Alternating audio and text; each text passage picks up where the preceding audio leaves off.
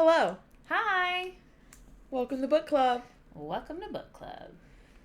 This isn't a piece of shit. No, It's so good. cute. But Jessica's mean because they have self-esteem issues, and it made me cry. To be fair, when I read this book, which was like a year or two ago, I can't remember how long ago it was, so at least a year. When I read this book, I did have a conversation with Kayla telling her how at one point it destroyed me, and I ugly cried. Do you have to cry again? Yeah. You did tell her she had to have a shirt on. I did. You can just leave it open, baby. Or you can close that. That's cool, too. Haley was in here earlier and I told her she didn't have a shirt on, so she couldn't be on camera, so she went and put a dress on. A dress on over her pants. Over her pajama pants that I'm pretty sure are Christmas themed. Yes, they are. She's been wearing them all day, though. I like it. Did you cry at the same spot? Oh my god, yes. Even though I knew it was coming. Okay. It made me mad. I didn't cry. I was mad. Oh, I was when I texted you, and I was like, "What? What the fuck?" I was heartbroken. It made me so sad because I knew why he was doing it, and I knew how it would make her feel. Yes. And I was just like, "You motherfucker." For me, it was the. Are you embarrassed by me? And I was like, and then of course he's like immediately like no and goes. Okay, I don't need a parrot in here. Don't copy me. Don't look at me. Of course he immediately goes to her, is like, no, but I'm just like, but that's how you make you her have feel. to know she's gonna feel that way.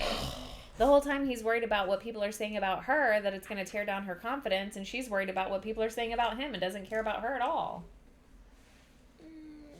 Anyway. So, this book is about Z and V. That's their nicknames. Yep. It is Stevie and Haley, Xanders. I need you to stop walking around because you're going to shake the camera.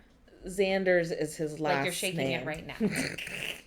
What's Evan is his first name. Yeah. Evan Xanders and Stevie Shea. We learn early on that, hey. Shh. Welcome to book club. I only highlighted one page. I didn't highlight shit. I only highlighted this part because I just loved it. I think. What chapter is it? Oh, that's about. Oh no, this was a sad part. Oh, okay. Okay, yeah. Okay. We learn early on that Stevie is the twin sister to Ryan Shea, who is a famous basketball player in Chicago. Haley. And you gotta stop walking around. Evan Xanders is the resident bad boy on the hockey team in Chicago with his bestie Madison. That's also his last name, and I don't remember his first. Ryan? No, that's brother's name. What's Madison's first name? Eli? Might be right. That might be right. I don't know. Madison. And those are our two main characters. She takes a job as a flight attendant for the hockey team. For the hockey team? Yep. And immediately they hit it off, but not in the way you would think. He's like, no autographs, please. And she's like, I didn't want your autograph. I was trying to give you the safety speech. The exit row speech. Yeah. So, okay, I need you to hear me very clearly. Are you looking at me? Mm-hmm. We are doing book club. So either you're going to sit in here and be very quiet, or I'm going to need you to go play in your room, okay? Mm-hmm. Which one is it going to be? Here. Okay, then I need you to be very quiet. Okay? Okay. That means not making that noise. There's a fruit. Can't get out fruit. Can you go play in your room for me? There's fruit in the cash drawer, in case you're wondering. There's a 90% chance that she's not going to be quiet, but that's fine. So they I don't know that I would call it enemies to lovers. No. Because they're not enemies. They don't know each other. He's but... like, I think he even says it at one point. He's like, intrigued by her because every woman throws themselves at him. And she clearly didn't. But she's also used to, her brother's a big basketball star, so she's not starstruck because she's been around her brother and all of the basketball players. Before this, she was a flight attendant for a different professional team. So she's not starstruck easily. So he's like intrigued because he's like, why is she not starstruck by me? And then he also very early on comments on her body and like says that she's hot. He likes her curves. Yeah. And then of course she just thinks that he's, you know, she knows him by his media image of bad boy, You gotta be quiet. playboy. So, and she's just not interested at all. She thinks he's hot. Oh yeah. But she doesn't let him know that. No. She does become... I'll get the money out of this. No, ma'am. I need you to go play with that in your room or Bubba's room, okay? Okay. She becomes interested. Set that down and use your hand to open the gate.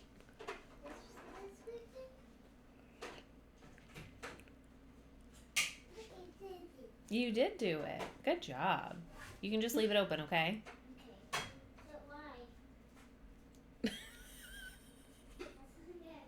But why?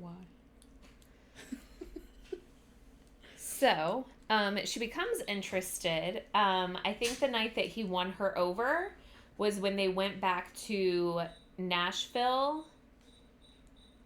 Haley, go. When they went back to Nashville, the team had a game there, and she is from that area. So she met up with some of her old friends from high school, and they're just real assholes. They like her for her brother.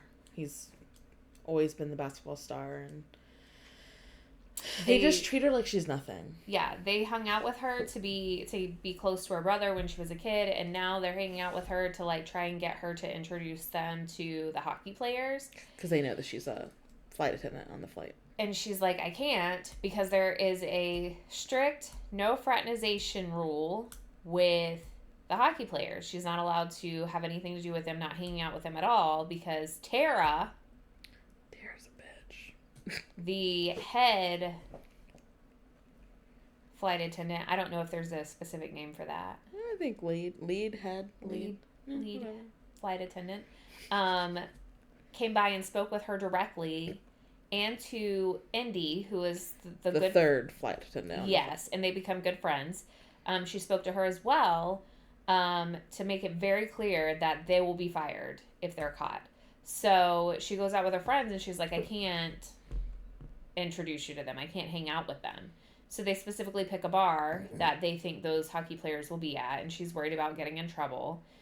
While he's there, and these girls are like flaunting themselves at him, and he only has eyes for her. Yep. And he sits at the table next to them and listens to them degrade her and be rude to her and act like jerks, and then... It's like offhanded comments and stuff. Yeah. And then he steps in and whisks her out of the... Whisk her out of the restaurant. Sure. Wisps? Whisk. Wisps. Whisk. Is it whisk? I don't think there's a P in that word. I mean, well, it depends on what you're trying to say. There's a Willow of the Wisp, which is like a fairy. Well, is he wisping or is he whisking her out? I think he's... I feel like we're both wrong at this point. He takes her away. Let's see what Google says. Whisk her. You motherfucker.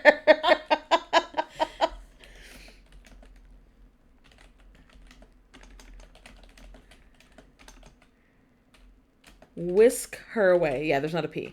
Okay. It's like a whisk. Whisk her away. Yep. The correct phrase. which means to take someone away quickly. That's what he did. He whisked her away like he was whisking eggs. So, the local hockey team or basketball team or someone else in Nashville comes in, or maybe it's just guys, like frat I think boys. it's just guys. And it's clear. So he went to the bathroom and overheard them talking. This was before the whisking. Yes, he went to the bathroom, overheard them talking, and one of the guys is like, "I want this one. I want this one." And the third guy's like, "So you're gonna leave me with the fat one?" Ugh. And that pissed him off. I've always Pissed him been off. the fat friend. Same girl. So it pissed me off too. Which is why he went back to his table and then he like grabbed her and was like, "Hey, are you ready to go?" To like, because everyone knows who he is. Mm-hmm. To basically like shove it in their face, and then he took her out. Yeah, it was great. They got bombarded a little bit by some fans, and so he messaged his PR team and immediately had those photos taken down before they ever even really hit the internet. Yeah. But then he tells her that night that like he wants to be with her. He wants to do her. He wants to get it out of his system. He thinks that like she's all he can think about, and he thinks that if they just do it, it'll be one and done. Just get it out of his system. It's never that easy. I think it's like 2 men or 3 think weeks that, and later. I don't think that. Yeah, it's a few weeks later. And she's like, he gives her. So he finds her at some point after that.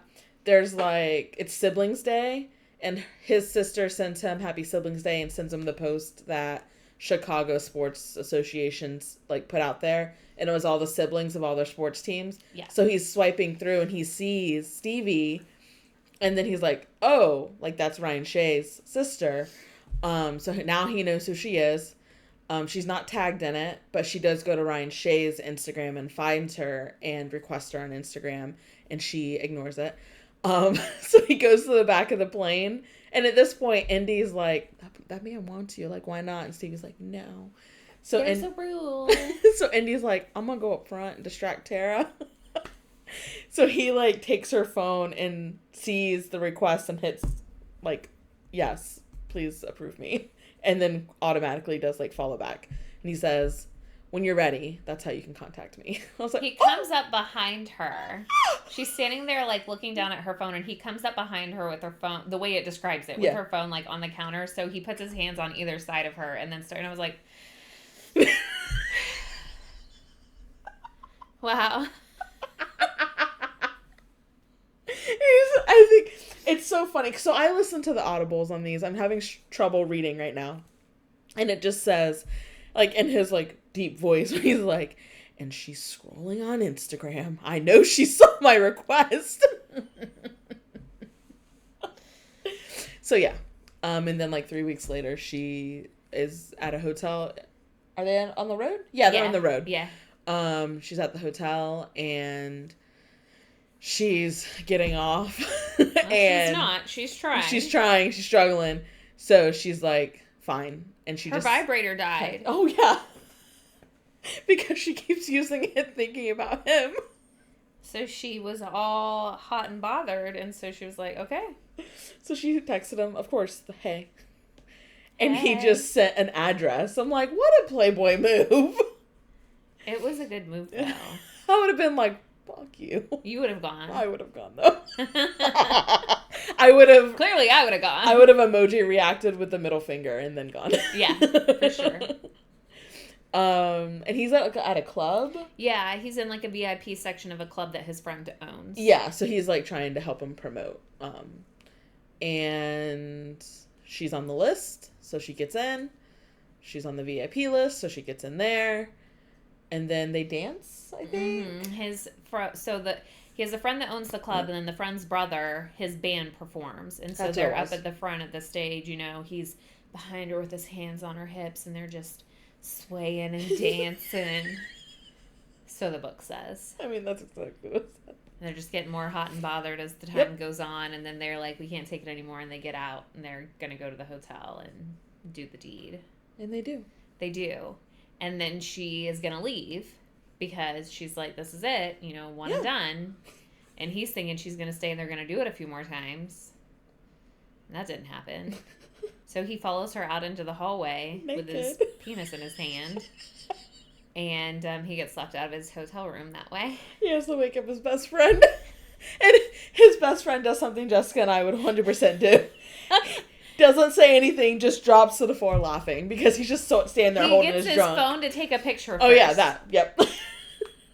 Because if there's no pics, it didn't happen. So we're going to need to remember this. Is that your horn? Because we would be... Oh, man. If that ever happened to either one of us, it would be the greatest thing in the world. It would be. We would never let the other forget about it.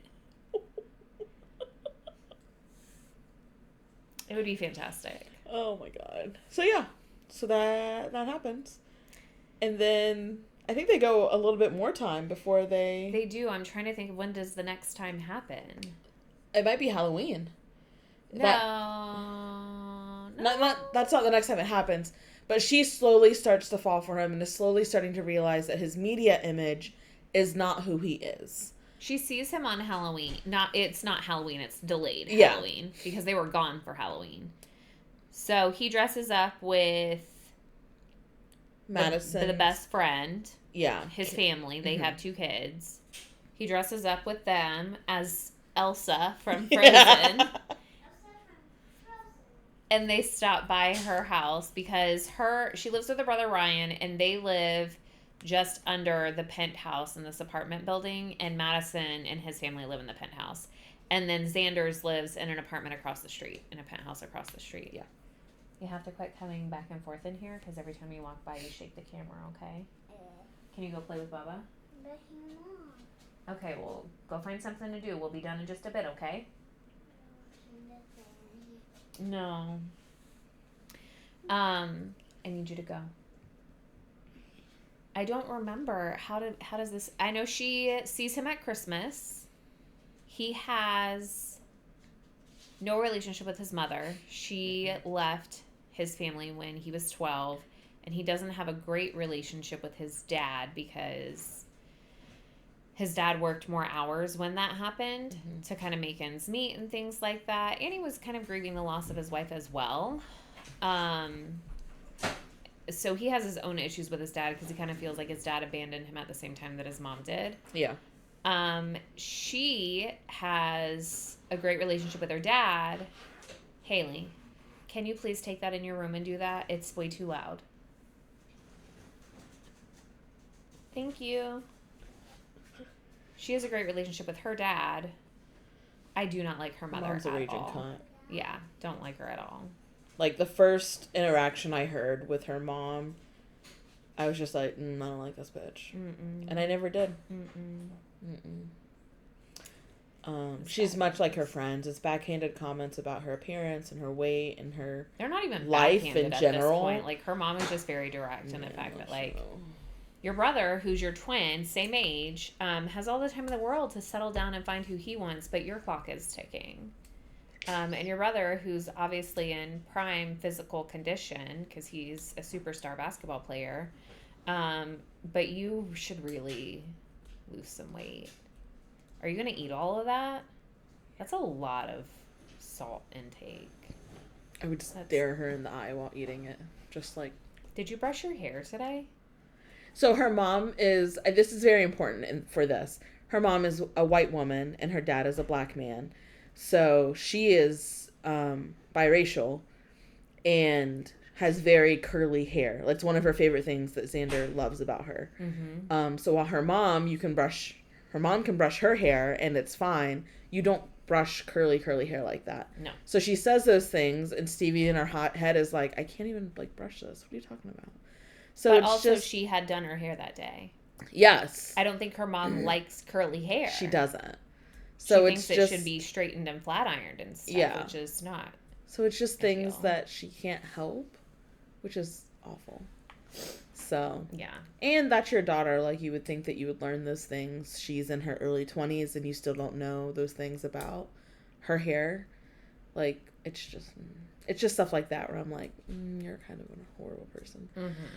So yeah, I think Stevie starts to see who Xander is little by little with the Halloween theme because he dressed up as he calls his best friend's kids his niece and nephew. So he dressed up for his niece for Halloween, whatever she wanted, which was Elsa. Did see him on Christmas, and he was out on his step because he had an argument with his dad. And of course, because they live across the street from the show, she saw that. I think she had an argument with her mom. Yeah. So she went outside with 2 beers because she saw him down there, and like they shared a beer and had a good conversation. She saw him at the gala. Yes. So the Xanders and Madison have a charity. Oh, I don't remember what Active Minds. Active Minds. And it is about making sure that youth have mental health resources. Because him and Madison realized in college that they needed to go to therapy for various reasons on both sides. But they didn't realize that till college. And Xanders said that if he would have had a therapist when he was younger, when his mom went away, then he may not have been as angry as he was. So this charity is to work towards youth having mental health resources. So they make sure that they can pay for resources if the kids don't have it. So they just do all the things, which is just freaking cute. It is cute. She didn't know that he was the co-creator for that. She thought that it was all Madison. So they went to this gala. She went with her brother and found out that it's half his. And so then he starts asking her on a date with him. Go on a date with me. Go on a date with me. Go on a date with me. And she won't. She's like, I'll sleep with you again. Yeah. And he's like, nope, go on a date with me. Not until you date with me. So they don't. And then he stumbles upon her sitting out on the curb crying. And their thing is, they say to each other all the time, are you following me? Because they run into each other all the time. Pretty easy to do when you live across the street and you work for the same place. But they run into each other all the time. And so he sees her sitting on the curb crying and he's like, okay, I'm going to sit down on the nasty side of the road in my expensive designer pants. Yep. Because he's always wearing designer clothes and she's like a thrift store junkie. So he sits down and he's like, are you following me? And she's like sobbing. And so, come to find out, she volunteers at a pet shelter. They take all pets, but specifically Seniors. Older pets. It's called the Senior Dogs of Chicago, SDOC. And one of their dogs had died. And so she was sitting outside upset about it. But she takes him in and introduces him to all the dogs. And one of her favorites is a Doberman named Rosie. And she's been there for over a year. But Dobermans are kind of intimidating looking dogs. They can look really mean. So nobody wants to take her home, but she's just a little love bug. So he ends up going back multiple times to see Rosie because him and her get along really great, and he ends up deciding that he's going to adopt her. And Stevie doesn't know that. She has no idea. She thought that one time that she took him in was the only time that he'd been in the shelter. So Stevie is there the day that he brings Madison's daughter with him because he wants to make sure that Rosie is good with kids. Mm-hmm. And that's when she finds out that he is going to adopt her. And so he's been coming in and spending time with her. And she's like, are you doing all of this to try and get in my pants? And he was like, no, I've already been in your pants. He was like, I was doing this for me. It had nothing to do with you. But he does need a home visit. And so the owner's like, well, I think Stevie can handle that. So he does not give his number out to anybody because he doesn't want his mother getting his number. Yeah. So she's money hungry, and so that's what she calls him for, and that's it. So he doesn't want her to have his number. So he puts his number in Stevie's phone as Xander's daddy. Is it Z or Xander's? I think it is Xander's daddy with an emoji. No, a heart emoji and a heart. It's a heart and An eggplant. Eggplant. I keep saying emoji. Eggplant. Oh, here we go. That's his chapter, so it just says me. So, Z, in parentheses, Daddy, Xander's. But whenever she describes what he put, he did add a heart and a eggplant emoji. So, the next day she's supposed to go across the street to his house and do the home study. And so he starts out, he's going to have like roses everywhere, and he's going to have a private chef come over and cook and make this really datey. And then he's like, this isn't her style at all. So she shops at a thrift store. Like, yeah. This isn't her. He cancels the private chef. He puts everything away and just has like a vase of roses like off to the side. And then he orders takeout from like 5 different restaurants, which I absolutely love. Girl dinner. Yes. And then they end up having dinner and talking about things, and they decide that they are going to date.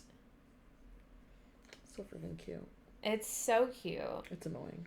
So from then on, they are just together, but in secret, because his agent, who we hate, his name is Rich, he is selling this story about how Madison is like the golden boy and Xander's is the bad boy, and that's their duo, and they need to keep that going if he wants to be re-signed, because he's in a re-signing year with his team. And if he wants a new contract with them, he needs to keep that up. He needs to keep showing up with different girls because that's what the fans like, and blah, blah, blah. And he's convinced them that this is true. Yes. And so he needs to keep the girlfriend quiet. And then also, Stevie could lose her job, which, I mean, her brother is a millionaire and so is her boyfriend. So, like, truly, she probably doesn't need the job. But she likes being self-sufficient. So she doesn't want to get fired, and so for both reasons they need to keep it quiet. Of course, that's never going to work out. Nope. So they do get found out. They are going home one day to his house, and ordinarily they enter one at a time. She'll go first, and then like a couple minutes later he'll come home. But there was nobody waiting out front, because normally they have a lot of fans. There was nobody waiting out front. They're in the playoffs, getting into the Stanley Cup series, and there was nobody waiting out front, so they walked on up hand in hand, and all of a sudden the photographers jump out, the paparazzi, from hiding and start snapping pictures, and then her face is plastered everywhere. Her face, no. It's just the back of her head. Yeah, it's the back of her head. He covered her up. Yeah, so her uniform's not showing because she has this jacket on, but you can see her signature curls. So one can only assume. So Tara does approach her and was like, I know that was you. And Stevie basically is like, you can't prove it. Because her name hasn't been released and her face wasn't showing. She's like, when I can, you're done. So he tries to call Rich all night that night because he's trying to get in touch with the PR team to have them immediately start taking this stuff down, and Rich is conveniently unavailable. He doesn't answer the phone. He doesn't return phone calls. He doesn't answer text messages. Nope. Just conveniently unavailable. Until the next day. And then he's like, WTF, what's going on? What are you doing? Do you have a girlfriend? You can't. This isn't how this goes. And blah, blah, blah. Yeah. So the next day, he breaks up with her. And he's, in his mind, so he walks in and catches her on the phone, and she's wiping away a tear. And he sees all the comments that they're making about Stevie, because she is herself has said, like, I am not like all these other girls. Have a few extra pounds on my stomach. I don't like it. Like, so he sees her wiping away a tear, and he thinks that that's what she's looking at. Well, a couple chapters later, we find out that she's sad for him because everyone's talking shit about him in the comments too. They're both getting shit on in the comments. And so he's like, I can't do this to her. Like, she's going to lose her job, and everyone's being so mean to her. And I just think it's better if we break up.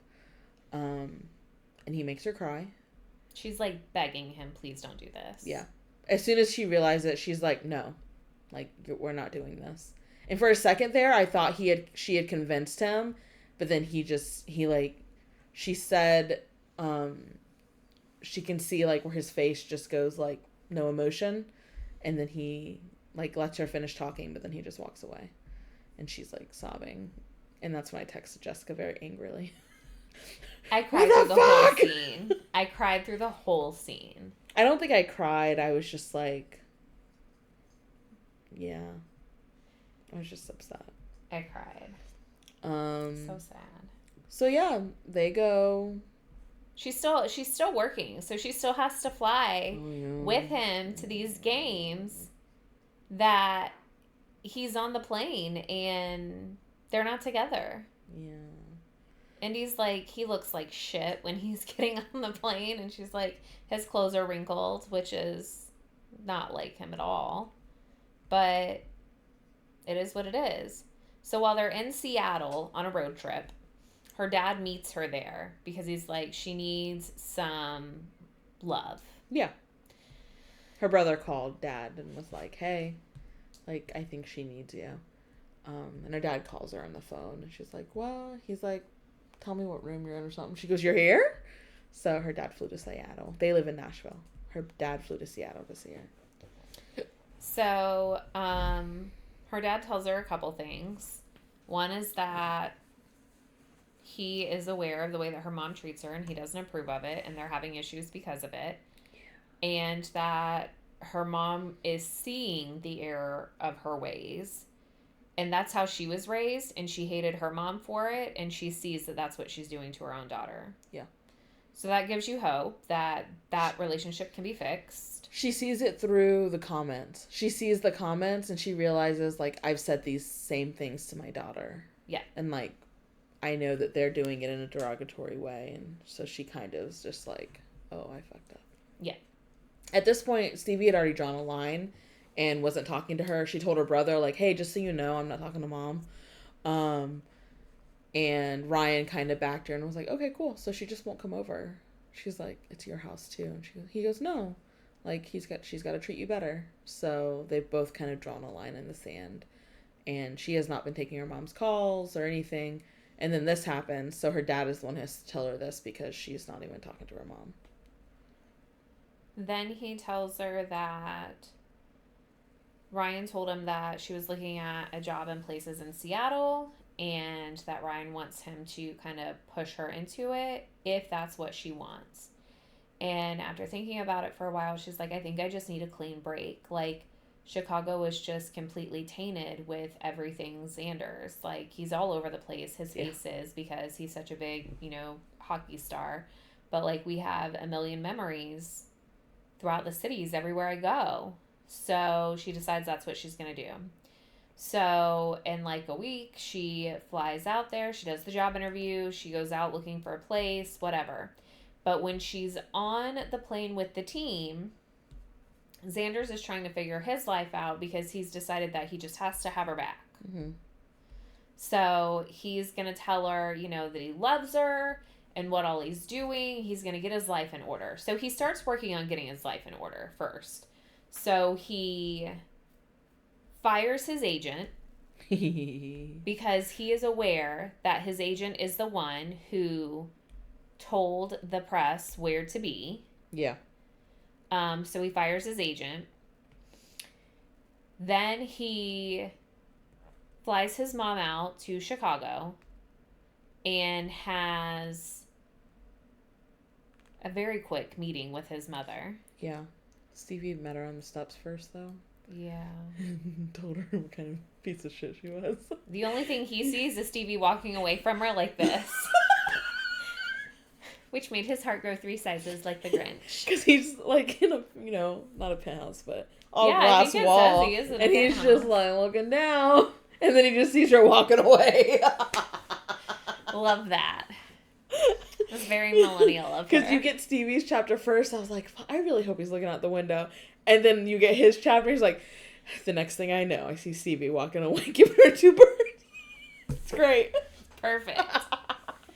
But he meets with his mom, and it's very therapeutic for him. Like, he's just finally able Which to is what let he go needed. of all the anger that he's been carrying for all these years and just tell her, like, all the things that he's wanted to say. Because there are certain times where when your parents get divorced young, you don't understand all the dynamics, and so all this anger that you've been carrying is misplaced because you didn't understand what was happening in that moment or why they had to make the decisions that they had to make. And then there are times when your parents just a piece of shit, and that was the case here. His mom was a piece of shit and still is. So he saw her, he talked to her, he realizes that she still is, and so that allows him to just like completely cut that cord and not feel guilty about it. He also goes to see his dad and fix that relationship as well. Yeah, because he hadn't talked to him since Christmas. I think he texted him at some point between Christmas and when he sees him and just says, I miss you. And his dad was like, I miss you too. Like, we'll have to get together or something. Yeah. His dad was very much open arms. Yeah. It's no big deal. I've always loved you. You know, whatever. So, and this so is that's all that. while they're in the finals of the Stanley Cup. Yeah. So they come down to the last game. Hang on. Okay. He sees her on the plane, by the way. Oh, When she's yeah. coming back, she got the job in Seattle. So she knows that this is going to be her last flight, but nobody else knows. She didn't tell him. She didn't tell Indy. She didn't tell Tara. She didn't tell anybody. She knows that this is going to be her last flight. She's already resigned, but she hasn't told anybody yet. He wants to talk to her because he's got all of this stuff to tell her, right? He's made all of this great progress. He's got so much to tell her because this isn't just I'm going to tell you I'm going to change. He is making actively all of done the things. steps. Yes, this isn't a... She did something I would do. She's like, let's talk about it after the next flight. Yeah, she said, we'll talk about it on the next flight. I just need some time. She knows she's not going to be Knowing on the that next she's not going to be on the next flight. Your boy waits like 3 days. He's so excited to get on that plane for the next flight, and he gets on, and it's Natalie. Who the fuck's Natalie? He freaks out. So then he starts psycho calling her. Naturally. Of course. And so when she does finally answer and they talk, and it's a really sad conversation because it basically ends with she just wants to be enough for him, and he's telling her that she is, and she's like, I'm obviously not. You left. You left me. The one person who I never ever thought would ever choose me, you know, as an option. Mm-hmm. Because this whole time she's been saying, like, everyone's always treated me as an option, and you're the only person who I was your number one. I was your first choice. And then he dumped And her. you just chose your career and Your media that persona. reputation. Yeah. So that's how that goes. She comes back from Seattle after she's out there looking for apartments. She comes back. And he has stopped by her house every day that she's been gone to see if she's back or when she's coming back because Ryan doesn't have a clue. Yeah. And he left her a ticket for the game. But not in the suite with his family because she's only met his sister. She hasn't met his dad. He got her a ticket Away. Just away from everyone else. because her name did get released. Yeah. In between this, her name got released. But she had already quit, so that was the main thing. That was the big repercussion. But yeah, so. And she handled it like a champ. Oh yeah, she went to the media and was like, this is me, this is who I am, deal with it or not, whatever. And then she goes inside and then she goes, also, if you want to see more of me, I volunteer at the Senior Dogs of Chicago, but if you come down there, I'm going to make you walk a dog, so yeah. And Xander sees that because he lives across the street. So he actually sees that interaction, and in his chapter, he's like, that's my girl. That's not his girl. In his mind, she never stopped being his girl, but she wasn't his girl at that time. No. So she goes to the game. He specifically buys her ticket in a place that he can't see. So he's not wondering the whole game, did she come, did she not come, Yeah. did she come, did she not come? Because this is the final game for the Stanley Cup. They win. Woo. And we actually watch hockey. Yeah. Go Lightning. Yeah, they're not in the playoffs anymore.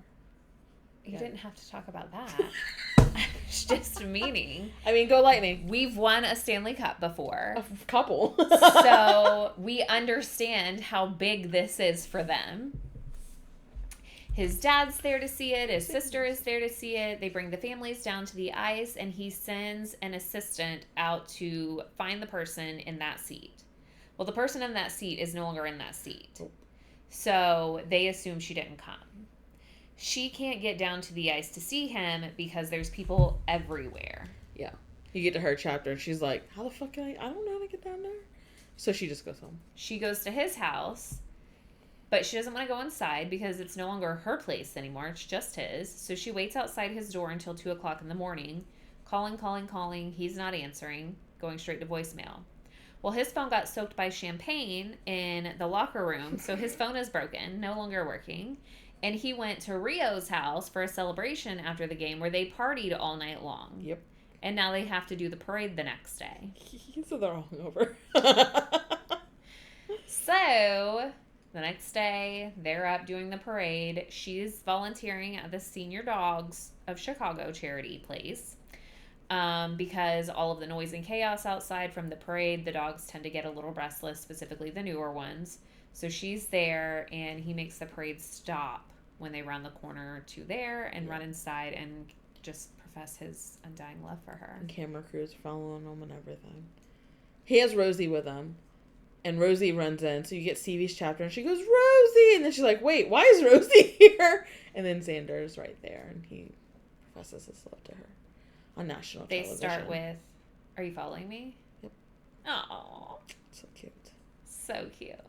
So naturally they get back together, and it's a beautiful little love story. Yep. She goes back with him and is in the parade now. And then they're back together. It's so cute. So cute. She does not go to Seattle. No. He gets a call No, he from shows his up. doorman. Oh, yeah. We have somebody here from the Chicago Raptors to see you. That's their team. Their team manager. Who apparently has had, now we've gone through Halloween, Christmas, I don't know what month we're in, but farther into it. Now. Stanley Cup's finals are now, so several months. They've had a contract ready for him since October. And his agent kept coming back saying that he didn't like that contract. He wanted more money. He wanted this. He wanted that. And he never knew that there was a contract. Yeah. So he's assuming that Chicago doesn't want him anymore. And because he fired his agent, no team can talk to him. Because they can't talk to him. They can only talk to his agent. They can't talk to him during the season. So no team can talk to him until after the season. So he's just assuming, okay, well, Chicago doesn't want me because they haven't offered a contract. So I'm going to have to figure out where to go. Yeah. And she's like, well, I'll go where you go. And he's like, if you go to Seattle, I'll go to Seattle. Yeah. So the manager's like, well, since and that was said on TV. He said that to her at the dog place, and so now this is on national TV. Yeah. So he's like, since you professed that you were going to move to Seattle, we figured we had to see you now before Seattle picks you up. He's like, and that's when he tells him all that. We've had a contract since October, all of these things. And he's like, well, I don't think Chicago wants me. Like, he goes, have you seen, like, the comments? And he pulls up, like, an Instagram post or something. And half the comments are Chicago being like, no, why are we letting him go? We love him. This is so cute, whatever. And then all the Seattle fans are like, yeah, bring him over. We'll take him. So that's when he realizes, is like, oh, I can be this other persona. I don't have to be this bad boy image. Chicago does still love me. And then, of course, he gets a contract with them. Yeah. And that's that. Such a good book. It is so good. It's funny. It is I funny. think I was 2 chapters in and I was like audibly laughing out loud. Not just like LOL, but like I was laughing out loud. And I was like, this is hilarious. You just type LOL when you're not actually LOLing? Sometimes. When I say I actually LOL, that's means I actually was LOL. I don't think you say that to me that often. Now I feel bad. Okay, I'll make sure I tell you every time. I actually LOL. I'm not typing it if I'm not doing it. I think I say haha when I'm not laughing out loud.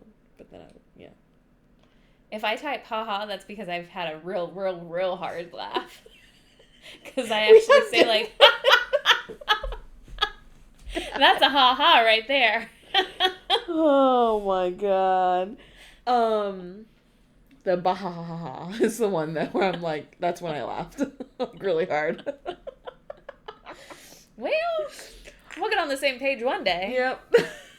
So yeah, it's a funny book. There's a mosquito. Yeah. It's right there on the cord. Oh, don't move it. I don't want it getting on me. Oh. Did you think you were going to be like the mosquito whisperer? Yep. It's going to eat me alive for sure now. So yeah, they're really good. Book 2? Book 2 is The Right Move. Switch them out. The Right Move. Oh, it is smaller. Maybe. I think it's a little... It's... Yeah. It's smaller. The Right Move. Are we going to tell them who it's about? Yeah, that's fine. It is about Ryan, Stevie's brother, and Indy, which is the third flight attendant friend. I'm not going to tell you what the trope is because I didn't go in knowing what the trope was, and it caught me off guard. So, The Right Move. I've already read it. I've read them all. So good. If I would have read that, I would have known it, but I don't. I didn't. It's really good. Yeah, it also so far is funny. Man, I think why did they put stickers on? I don't know, but I'll get it off. I think they're all.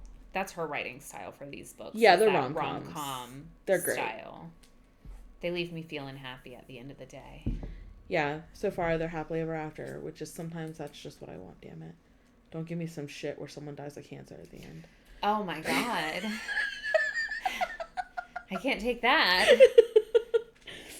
Fucking, what is it, John Green and his Fault in Our Stars bullshit. I said to some girls at work today, I said, I've had a very traumatic childhood. I just need things to just end nicely now. Yeah. I need it to be wrapped up in a bow.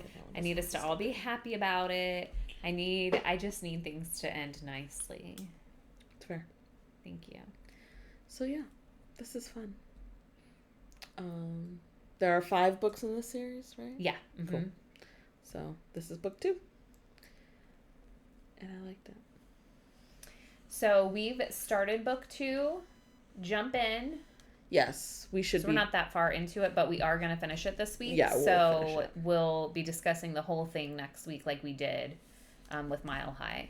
Which, by the way, Mile High, he keeps talking about how he wants to join the Mile High Club, and apparently it's miles. Because they're not just up 1 mile; High. there's several miles. There's several miles in the air.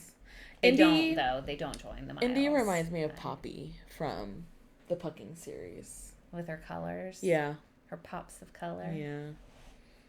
Yeah. But yeah. So we'll see you guys next week when we talk about The Right Move. Happy reading. Bye. Bye.